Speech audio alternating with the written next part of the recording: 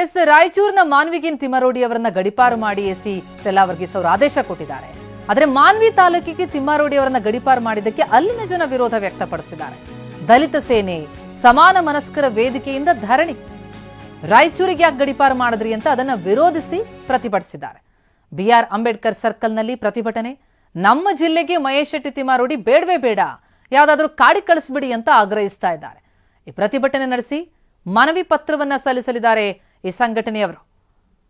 ದಲಿತ ಸೇನೆ ಮತ್ತು ಸಮಾನ ಮನಸ್ಕರ ವೇದಿಕೆಯಿಂದ ಧರಣಿ.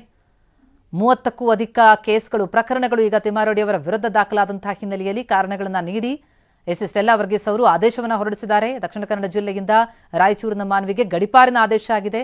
ಈಗ ನೋಟಿಸ್ ಕೊಟ್ಟು ಅವರನ್ನ ಕಳಿಸೋದಷ್ಟೇ ಬಾಕಿ ಇದೆ. ಇಂಥ ಸಂದರ್ಭದಲ್ಲಿ ಈಗ ಮಾನ್ವಿಗೆ ಅವರನ್ನ ಯಾಕೆ ಕಳಿಸ್ತಾ ಇದ್ರಿ, ಇಲ್ಲಿಗೂ ಬೇಡ, ನಮ್ಮ ಜಿಲ್ಲೆಗೆ ತಿಮ್ಮಾರೋಡಿ ಬೇಡವೇ ಬೇಡ, ಯಾವ್ದಾದ್ರೂ ಕಾಡಿ ಕಳಿಸ್ಬಿಡಿ ಅಂತ ವಿವಿಧ ಸಂಘಟನೆಗಳು ಆಗ್ರಹಿಸ್ತಾ ಇವೆ. ಇನ್ನು ಮಹೇಶ್ ಶೆಟ್ಟಿ ತಿಮ್ಮಾರೋಡಿಗೆ ನೋಟಿಸ್ ಕೊಡೋದಕ್ಕೆ ಪೊಲೀಸರು ಸಿದ್ಧತೆಯನ್ನ ಮಾಡ್ಕೊಂಡಿದ್ದಾರೆ. ಬೆಳ್ತಂಗಡಿಗೆ ತಿಮ್ಮಾರೋಡಿ ಬಂದ ಕೂಡಲೇ ನೋಟಿಸ್ ಕೊಡೋದಕ್ಕೆ ಸಿದ್ಧತೆ. ಜಿಲ್ಲೆಯಿಂದ ಏನು ಗಡಿಪಾರು ಮಾಡಿರುವಂತಹ ಆದೇಶ ಬಂದಿದೆ. ಸದ್ಯ ತಿಮ್ಮಾರೋಡಿ ಬೆಂಗಳೂರಿನಲ್ಲಿದ್ದಾರೆ ಅನ್ನೋದ್ರ ಬಗ್ಗೆ ಮಾಹಿತಿ ಲಭ್ಯ ಆಗ್ತಾ ಇದೆ. ಅವರಿಗೆ ನೋಟಿಸ್ ಕೊಡೋದಕ್ಕೆ ಸಿದ್ಧತೆಯಾಗಿದೆ. ನೋಟಿಸ್ ಸಿಗೋ ತನಕ ಅವರು ಜಿಲ್ಲೆಯಲ್ಲಿರೋದಕ್ಕೆ ಅವಕಾಶ ಇರುತ್ತೆ. ನೋಟಿಸ್ ಸಿಗ್ತಾ ಇದ್ದಂತೆ ತಿಮ್ಮಾರೋಡಿ ಜಿಲ್ಲೆಯನ್ನ ತೊರಿಬೇಕು. ಒಂದು ವೇಳೆ ತಿಮ್ಮಾರೋಡಿ ಜಿಲ್ಲೆಯಲ್ಲಿ ಕಂಡು ಬಂದ್ರೆ ನೋಟಿಸ್ ಕೊಟ್ಟು ಅವರನ್ನ ಮಾನ್ವಿಗೆ ಬಿಟ್ಟು ಬರಲಿದ್ದಾರೆ ಪೊಲೀಸರು.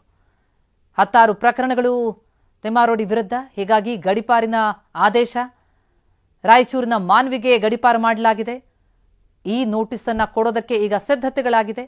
ಜಿಲ್ಲೆಯಲ್ಲಿ ಕಾಣ್ತಾ ಇದ್ದಂತೆ ತಿಮ್ಮಾರೋಡಿಗೆ ನೋಟಿಸ್ ಕೊಟ್ಟು ಅವರನ್ನ ಮಾನ್ವಿಗೆ ಪೊಲೀಸರು ಬಿಟ್ಟು ಬರಲಿದ್ದಾರೆ. ನೋಟಿಸ್ ಸಿಗೋ ತನಕ ಅವರಿಗೆ ಜಿಲ್ಲೆಯಲ್ಲಿ ಇರೋದಕ್ಕೆ ಅವಕಾಶ ಇರುತ್ತೆ. ನೋಟಿಸ್ ಪಡಿತಾ ಇದ್ದಂತೆ ತಿಮ್ಮಾರೋಡಿ ದಕ್ಷಿಣ ಕನ್ನಡ ಜಿಲ್ಲೆಯನ್ನ ತೊರೆದು ರಾಯಚೂರು ಜಿಲ್ಲೆ ಮಾನ್ವಿಗೆ ಹೋಗಬೇಕಾಗತ್ತೆ. ಆ ಬಗ್ಗೆ ಈಗಾಗಲೇ ಆದೇಶ ಆಗಿದೆ.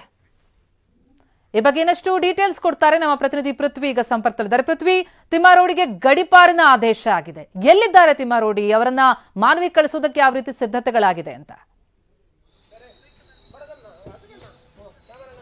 ಪ್ರತಿಮಾ, ಸದ್ಯಕ್ಕೆ ಕಳೆದ 2-3 ದಿನಗಳಿಂದ ಉಜಿರೆ ಬೆಳ್ತಂಗಡಿ ಸುತ್ತಮುತ್ತ ಮಹೇಶ್ ಶೆಟ್ಟಿ ತಿಮ್ಮಾರೋಡಿ ಅವರಿಲ್ಲ, ಅವರೀಗ ಬೆಂಗಳೂರಿನಲ್ಲಿ ಇದ್ದಾರೆ ಅನ್ನೋ ಮಾಹಿತಿ ಕೂಡ ಇರುವಂತದ್ದು. ಸೊ ಬೆಂಗಳೂರಿನಲ್ಲಿ ಕಳೆದ 2 ದಿನಗಳಿಂದ ಕೂಡ ಅಲ್ಲೇ ಇದ್ದಾರೆ ಅನ್ನೋ ಮಾಹಿತಿ ಈಗ ಸಿಕ್ಕಿರುವಂತದ್ದು. ಒಂದು ಕಡೆ ಮಹೇಶ್ ಶೆಟ್ಟಿ ತಿಮ್ಮಾರೋಡಿ ಅವರು ಬೆಂಗಳೂರು ಕಡೆ ಇರುವಂತದ್ದು, ಇನ್ನೊಂದು ಕಡೆ ಬೆಳ್ತಂಗಡಿ ಪೊಲೀಸರು, ಜಿಲ್ಲಾ ಪೊಲೀಸರು ಅವರಿಗೆ ಈ ಒಂದು ಗಡಿಪಾರಿನ ನೋಟಿಸ್ ಅನ್ನ ಕೊಡ್ಲಿಕ್ಕೆ ಎಲ್ಲಾ ರೀತಿಯ ಸಿದ್ಧತೆಗಳನ್ನ ಮಾಡ್ಕೊಳ್ತಾ ಇರುವಂತದ್ದು. ಈ ಒಂದು ಕಾನೂನು ಪ್ರಕ್ರಿಯೆ ಆರಂಭವಾಗಿ 2-3 ತಿಂಗಳಾಯ್ತು. ಈಗ ಗಡಿಪಾರು ಆದೇಶ ಆಗಿರುವಂತದ್ದು. ಪುತ್ತೂರು ಏನು ಎಸಿ ಸ್ಟೆಲ್ಲಾ ವರ್ಗೀಸ್ ಅವರು ಆದೇಶವನ್ನು ಮಾಡಿದ್ದಾರೆ. ಇಲ್ಲಿ ಪ್ರಮುಖವಾಗಿ ಅವರ ಹಳೆ ಕೇಸ್ಗಳ ಜೊತೆಗೆ ಆ ಒಂದು ಕಾನೂನು ಪ್ರಕ್ರಿಯೆ ಆರಂಭ ಆದಂತಹ ಸಂದರ್ಭದಲ್ಲಿ ಅವರ ಮೇಲೆ 32 ಕೇಸ್ ಇತ್ತು. ಅದಾದ ಬಳಿಕ 4 ಎಕ್ಸ್ಟ್ರಾ ಕೇಸ್ ಆಯಿತು. ಇತ್ತೀಚಿನ ಘಟನೆಗಳೇನು ನಡೀತು, ಆ ಒಂದು ಧರ್ಮಸ್ಥಳ ಸುತ್ತಮುತ್ತ ನಡೆದಂತ ಗಲಾಟೆ ಕೇಸ್ನಲ್ಲಿ ಅವರ ಮೇಲೆ FIR ಆಯಿತು. ಸೊ ಇಲ್ಲಿ ಕಾನೂನು ಪ್ರಕ್ರಿಯೆ ಜಾರಿ ಇರುವಾಗಲೇ ಈ ಒಂದು ಕೇಸ್ಗಳು ಹೊಸದಾಗಿ ಆಡಪ್ ಆಗಿರೋದ್ರಿಂದ ಅವ್ರನ್ನ ಶೀಘ್ರವಾಗಿ ಈ ಒಂದು ಗಡಿಪಾರು ಆದೇಶವನ್ನ ಮಾಡಿದ್ದೀವಿ ಅಂತ ಹೇಳಿ ಜಿಲ್ಲಾ ಪೊಲೀಸ್ ಇಲಾಖೆ ಕೂಡ ಆ ಒಂದು ಮಾಹಿತಿಯನ್ನ ನೀಡಿರುವಂತದ್ದು. ಅವರಿಗೆ ಯಾವಾಗ ಇಲ್ಲಿಗೆ ಆಗಮಿಸ್ತಾರೆ ಆ ಸಂದರ್ಭದಲ್ಲಿ ಅವರಿಗೆ ನೋಟಿಸ್ ಅನ್ನ ನೀಡಲಾಗುತ್ತೆ. ಖುದ್ದು ಪೊಲೀಸರು, ಬೆಳ್ತಂಗಡಿ ಪೊಲೀಸರೇ ಹೋಗಿ ಅಥವಾ DYSP ಹೋಗಿ, ಅಂದ್ರೆ ಏನು ಬಂಟ್ವಾಳ DYSP ಆ ಮಟ್ಟದ ಅಧಿಕಾರಿಗಳು ಯಾರಾದರೂ ಹೋಗಿ ನೋಟಿಸ್ ಅನ್ನು ಕೊಡ್ತಾರೆ. ನೋಟಿಸ್ ಅನ್ನು ಕೊಟ್ಟು ಇಲ್ಲಿಂದ ತೆರಳುವಂತೆ ಸೂಚಿಸ್ತಾರೆ.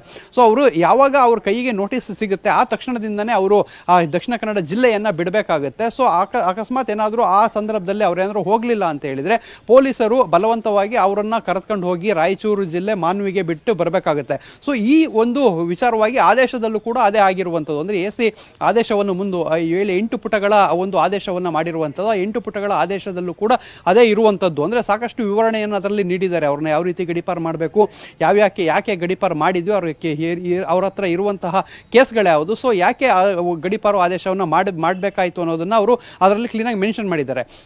ಮತ್ತೆ ಮಾನ್ವಿ ಪೊಲೀಸ್ ಠಾಣಾ ಲಿಮಿಟ್ಸ್ನಲ್ಲಿ ಅವರು ಇರಬೇಕಾಗುತ್ತೆ. ಆ ಮಾನ್ವಿಯಲ್ಲಿ ಇದ್ದಂಥ ಸಂದರ್ಭದಲ್ಲಿ ಮಾನ್ವಿ ಪೊಲೀಸ್ ಠಾಣೆಗೆ ವಾರಕ್ಕೊಂದ್ಸರಿ ಹೋಗಿ ಅಲ್ಲಿ ಸಹಿಯನ್ನ ಹಾಕಿ ಬರಬೇಕು ಅಂತ ಹೇಳಿ ಕೂಡ ಆ ಆದೇಶದಲ್ಲಿ ಇರುವಂಥದ್ದು. ಅಂದ್ರೆ ರಾಯಚೂರು ಜಿಲ್ಲೆ ಮಾನ್ವಿಯಲ್ಲಿ ಇರೋಂಥ ಸಂದರ್ಭದಲ್ಲಿ ಅವರಲ್ಲಿ ಇದ್ದಾರೋ ಇಲ್ವೋ ಅನ್ನೋದನ್ನ ತಿಳ್ಕೊಳ್ಳೋದಕ್ಕೋಸ್ಕರ ವಾರಕ್ಕೊಮ್ಮೆ ಅವರು ಪೊಲೀಸ್ ಠಾಣೆಗೆ ಬಂದು ಸಿಗ್ನೇಚರ್ ಅನ್ನ ಹಾಕಿ ಹೋಗಬೇಕು ಅಂತ ಹೇಳಿ. ಮತ್ತೆ ದಕ್ಷಿಣ ಕನ್ನಡ ಜಿಲ್ಲೆಗೆ ಯಾವುದಾದ್ರೂ ಪೊಲೀಸ್ ಎನ್ಕ್ವೈರಿ ಇದ್ದಂಥ ಸಂದರ್ಭದಲ್ಲಿ, ಇಲ್ಲ ಅಂತ ಹೇಳಿದ್ರೆ ಕೋರ್ಟ್ಗೆ ಅಟೆಂಡ್ ಆಗುವಂಥ ಸಂದರ್ಭದಲ್ಲಿ ಮಾತ್ರ ಬರಲಿಕ್ಕೆ ಅವಕಾಶವನ್ನ ಕೊಟ್ಟಿರುವಂಥದ್ದು.